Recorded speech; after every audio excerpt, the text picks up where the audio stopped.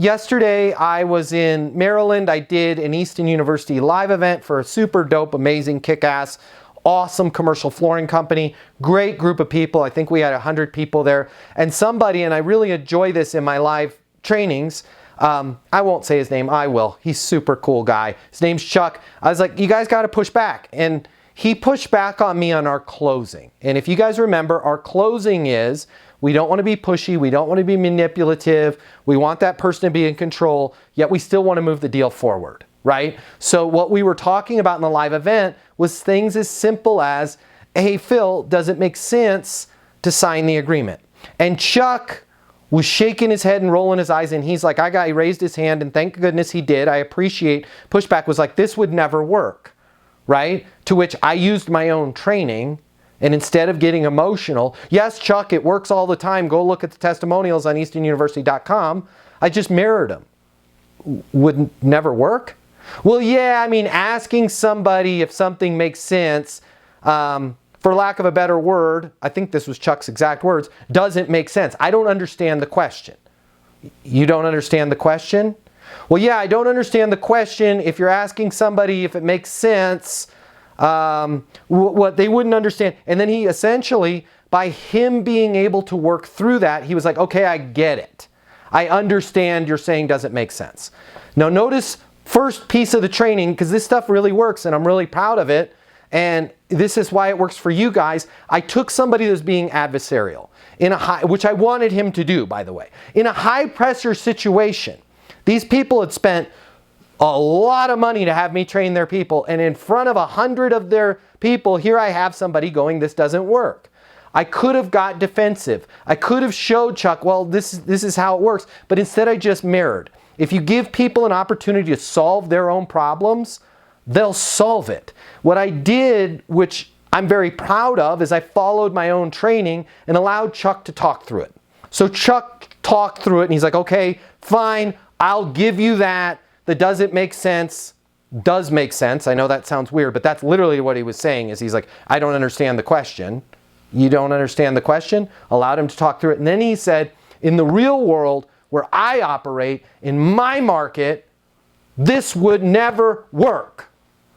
And I mirror it wouldn't work. Yeah, you know, people are just really aggressive in my market, and I don't know where you teach people it wouldn't work. I said, well, do you mind if we role play? Give me a specific. Think of your worst customer, be them, add in more villain to that. And he's like, okay, fine, but you're not gonna like the outcome. I'm like, well, let's give it a shot. And I say, hey, Chuck, does it make sense to sign the contract? He goes, no. Got it. What's a good next step then? I'll call you when I'm damn good and ready. Is exactly how Chuck said this in front of 100 people. I have to be honest. I was cool and calm and collected on the outside. On the inside, I was like, ugh. This is going a direction I don't like it to go, but I'm appreciative that it did, because I don't think this happens that much in the real world, but for some of us it does.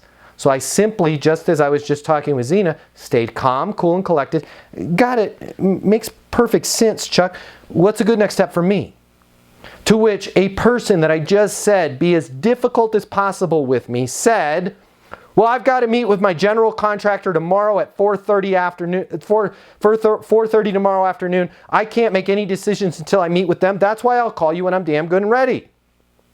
Yeah, makes perfect sense, Chuck. Does it make sense to have me with you when you meet with the general contractor? No, I got it under control. Perfect. My mobile 720-660-3202. If you're meeting with your GC, and they've got any questions, you want to bounce anything off me, I'll be here for you. If you think of anything between now and 4:30 tomorrow, I'll be here for you. 720-660-3202. Call me, text me. If I'm awake, I'll respond. And I'll plan on circling back with you. How long's that meeting? It's a 30-minute meeting. Cool, I'll call you 5:15 tomorrow afternoon if I haven't heard from you before then. Fair enough? And Chuck was like, yeah, fair enough. And he was literally like, okay, I'm not sure it would go down that way, but I get it. And I'm like, do you want to do it again? Do you want to go? No. The system that we teach, guys, even to somebody that had just learned it in that moment at that live event and wanted to call bullshit on it, it works because you're not being a jerk, right? But at the same time, you're also not being passive. You're not letting somebody just completely dictate the conversation. And when you let your customers say things to you like, I'll call you when I'm damn good and ready, is no different than a doctor allowing a patient to go, I will take my insulin when I feel like it, right? You have to set a next step. I understand that. What's a good next step for us? We've got to make sure that you take your insulin. Otherwise, we're going to be looking at amputating a foot or a leg, right? You have to hang in there with that patient. If doctors are like, okay, if you feel like taking your medication, go ahead and do it. I'll call you if you're not dead, right? I need you guys, just like Zena and I just worked on, hang in there. Don't get aggressive when somebody gets aggressive to you back, whether it's via email or verbally, I'll call you when I'm damn good and ready.